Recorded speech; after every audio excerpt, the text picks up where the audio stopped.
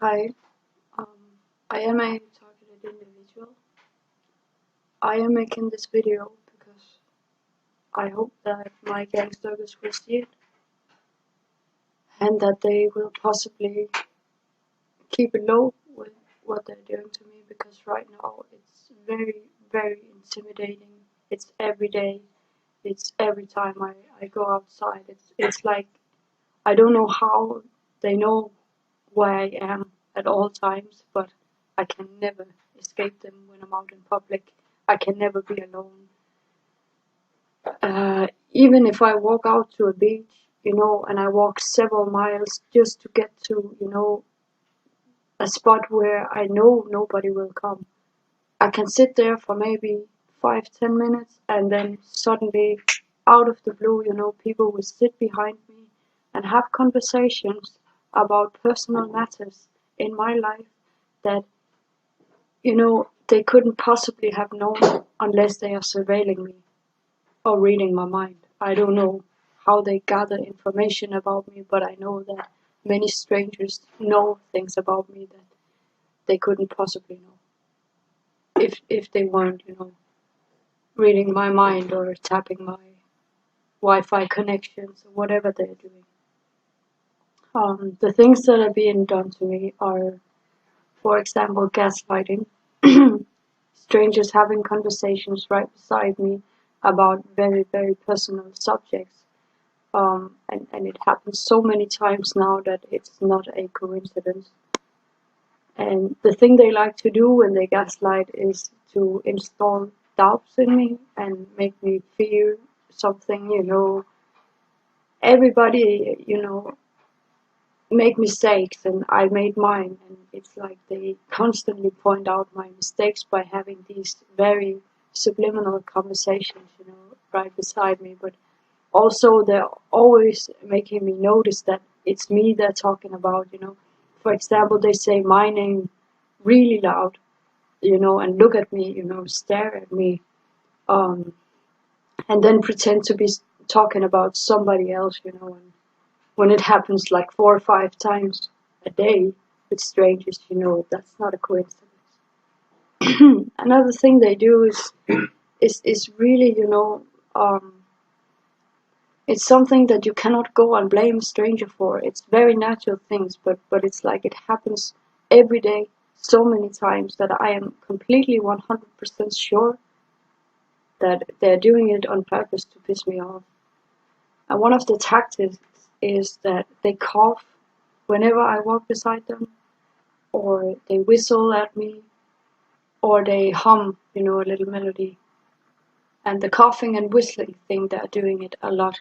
And oftentimes they're like replicating what I'm doing. For example, if I'm sitting in public and I'm scratching my nose like this, the perpetrators, they will scratch their nose too, and start whistling or stuff. And generally just, trying to steal my focus, always making me aware that I'm being stalked. You see, I don't know why exactly they are doing this, and I cannot point out everyone who is doing this, but I think it has something to do with either the family I came from or the subjects I have been investigating my time in, I have been seeking a lot of information about alternative matters like cannabis cures cancer and the 9/11 conspiracies and all kinds of conspiracies, and I have been digging down that for 4 years. And I was, I was demonstrating at one point for a sub-organization to Anonymous called Operation Death Eaters.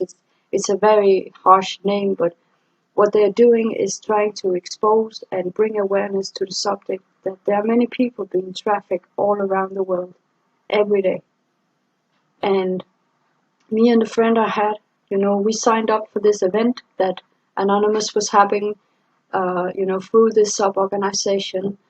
And we went to a big city in Denmark, Aarhus, where we demonstrated. We made, huge banners, and we made a website in Danish and printed out barcodes so people could scan with their smartphones, and gather information from this site. And after that day, after we went to that event, suddenly I was gang stalked. Gang stalked. It sounds like, niggers. No, I'm sorry for that. It sounds like, gangs driving in a car, doing drive-bys or something. So I don't like the term gang stalking. I would rather refer to it as organized harassment. Because after that event, they started coming, many strangers started coming to me at the street when I was walking in public and just having rude conversations with me, accusing me for, silly things. And in the beginning, I didn't know what the fuck was going on. I continued asking myself, am I insane? Am I going crazy here? What is going on? And the gang stalking and or the organized harassment and all the other things, staring at me when I walk down the street, or silly things like sticking their tongue out, like, just like that, I've never seen so many people do it to me before, but suddenly, every time I went outside, people were doing that. Or cars making, constantly U-turns in front of me, and always the same color car, white cars with the number plate starting with an A.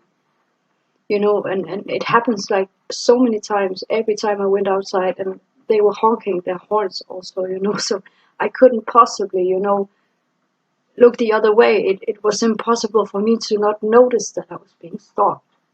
So after a couple of months asking myself and the closest people I had around me, one of them really saw what was going on, and was like confirming that I was not going insane. This is really happening. And after a couple of months, I was just so exhausted from it. I needed to find out what the fuck is going on.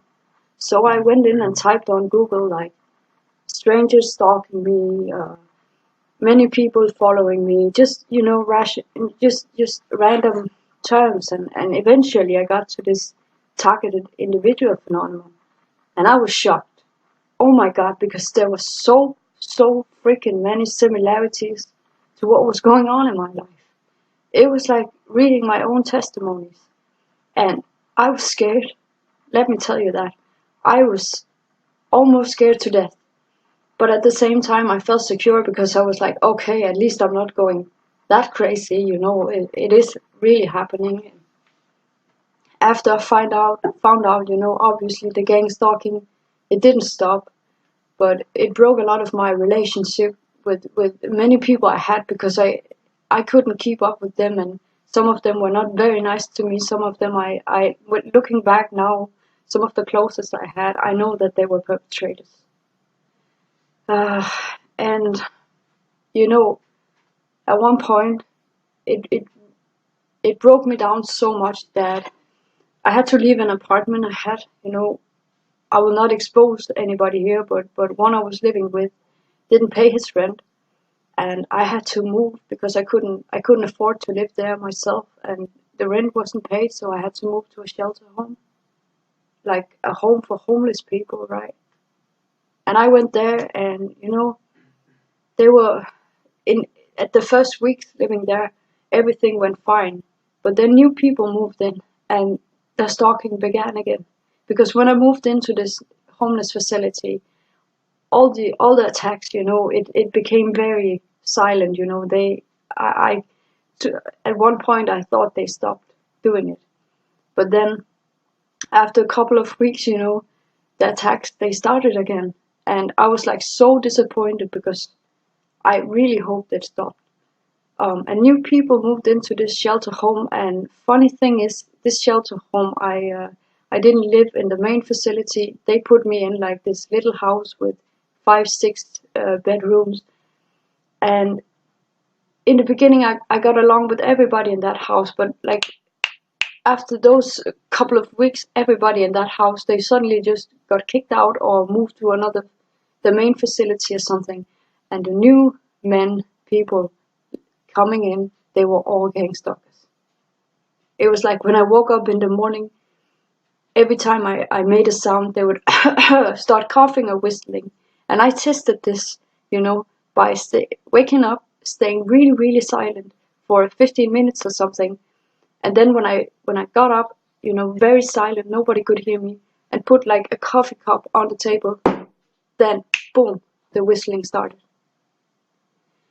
And I began, I tried to keep this a very, silent matter. I didn't want to tell anybody like what I was experiencing, after I got that isolated, because I didn't want anybody to see me that crazy, I know how unbelievable, it sounds. So I kept my cards to myself in the beginning, but then when the harassment was so severe that I started crying every day and was so scared, I started talking to the staff about it. And I mentioned that my family is involved in Freemasonry, right? And one day I was working, because we have to work in that facility, and I worked in the kitchen. We were 2 people in that facility working in the kitchen, right? And I worked there, and this old lady, she came sometimes to work. She was like, I don't know the name in English, but she sometimes just comes there to work, to have something. She retired a long time ago. So. And one day, I was having some dishwash. I went to another room in the kitchen, to put it into place. And this old lady, she was having another conversation with her co-worker. And when I went out there, they were both staring at me, like really, really intensely staring at me. And the old lady said, "It's the Freemason who is behind it all." And I just stopped right there. I was so, whoa, boom, where did that came from, right? But not that shocked, because I was used to getting subliminal messages. So I just continued doing my everyday, even though I was bullied and harassed out in the kitchen. Like, it was, for example, with the old lady in Freemasonry, they just continued their conversation after that, pretending like nothing. And I just stood there. But then I just continued my everyday, working.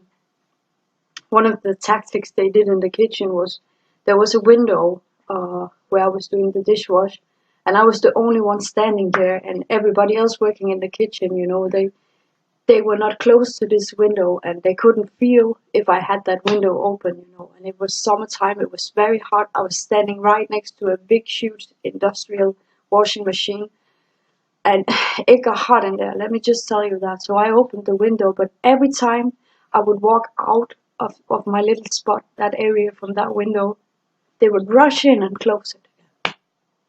And I caught them several times, and I asked them, okay, could you maybe please not close the window, but they just didn't care. And many of the hours I worked, I got not even paid for, but that doesn't have to do anything with the target, The same day that this old lady talked about the Freemasonry, my window got broken in my room. And it was at a spot where I usually sit in my couch, I used to sit there, and I was so happy that it didn't hit me, and it scared me so much that, I started to keep silent about the things that I knew again. But at the same time, I was so scared, and I think I forgot to mention that another thing they do is like street theater, but maybe that's the same as gaslighting. They're like making this scene up, replicating my every movement, like I said. And the street theater and gaslighting and subliminal messaging, like when I walked by a staff member and another person, they looked at me and they said, "Oh, we don't like sugar sweet things." Like, really mean. And getting that constantly, day out, day in, it was just too hard. So I looked for another homeless facility to live in, and I moved in there. And in the beginning, everything was fine, but then, suddenly my hair began to fall out my head. And I thought at that point I was getting, ill, physically ill. I went to my doctor. What my doctor said was that, "Louise, are you sure that you're not doing it yourself?" And I was just in shock. Why the fuck would I pull my own hair out? But she was just not to be convinced that I didn't do it myself. So I left out of that doctor's office, and I haven't seen the doctor since, because no way. I'm still shocked to this day, but knowing that I am a targeted individual, I'm not that shocked after all. So eventually I figured out that it was my balsam and, or my conditioner, my shampoo that somebody put inside it, because it started to smell very chemical and very strange. And I noticed the smell when I was in the shower, but it has been standing in a window where the sun was coming in on it, and I thought it was the plastic, giving out some smell from the sun baking on it. And, but I took some good smells at it and, realized that it was because somebody put chemicals in it. And to prove that I lost it, this is a wig, so I will quickly show it like this. See? This what they done to me. It's like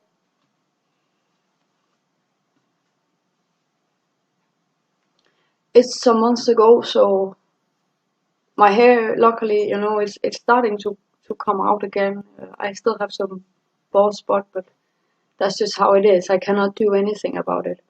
When I tried to call the police on my broken window, they wouldn't do anything. They said it was vandalism and not a threat.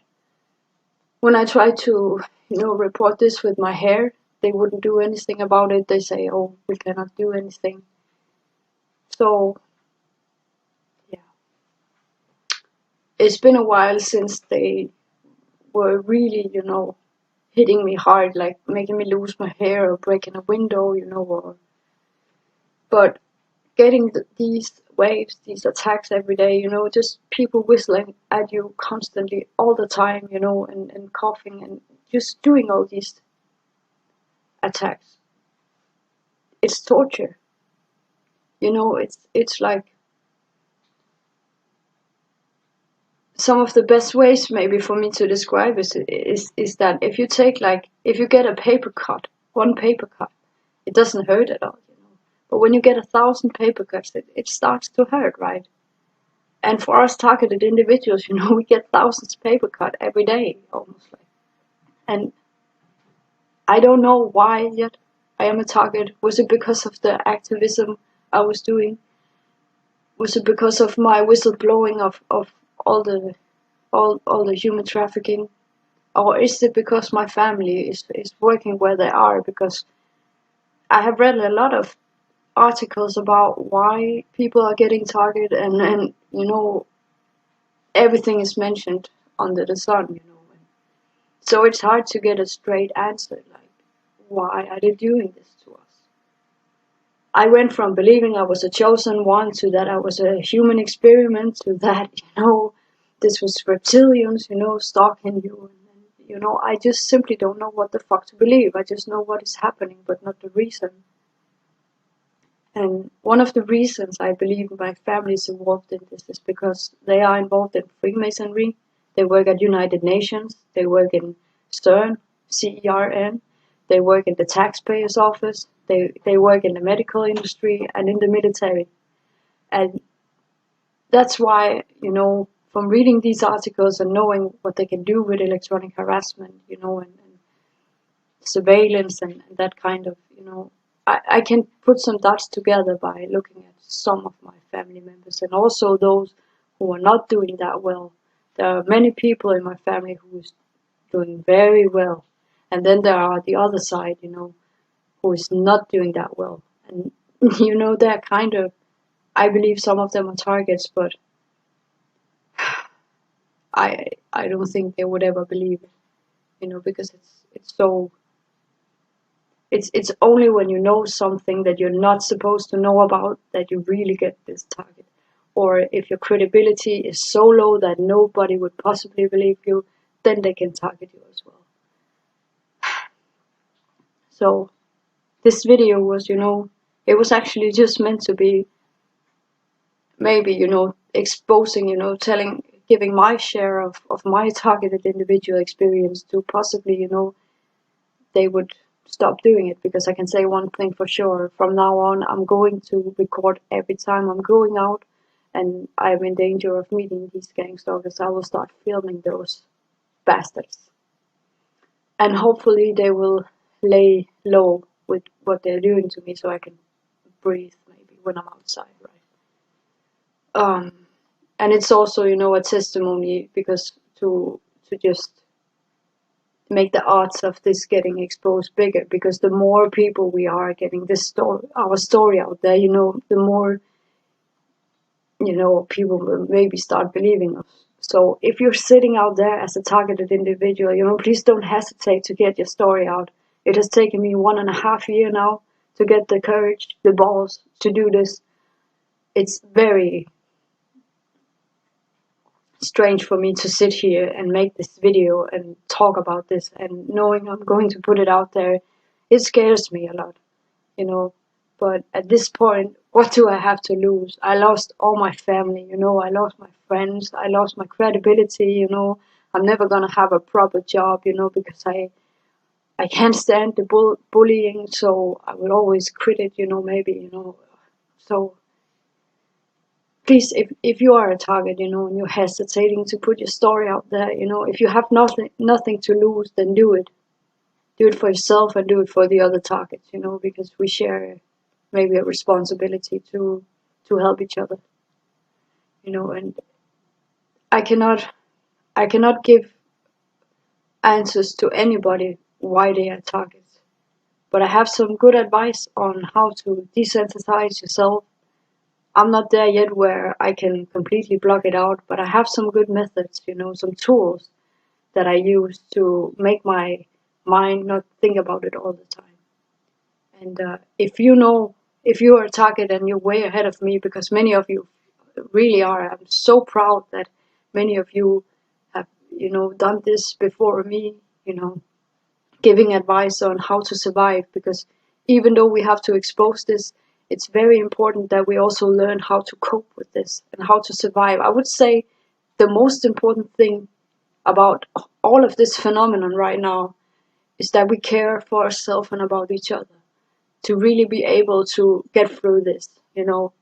So if you're a target, if you feel lonely out there, you know, and you need somebody to talk to, I will put my email down below, and I will maybe create a Skype or something, you know. So if you need somebody to talk to or need advice, if you're new to this, you know, and you can always email me, and we can maybe help each other or something, you know. So, okay, I've been rambling now for 22 minutes, so I think I will call it a day with this video, and hopefully more targets will put their stories out there, and hopefully the motherfucking perpetrators, they will keep it a little low, because I cannot. Okay, I will not say that, because that could be used against me.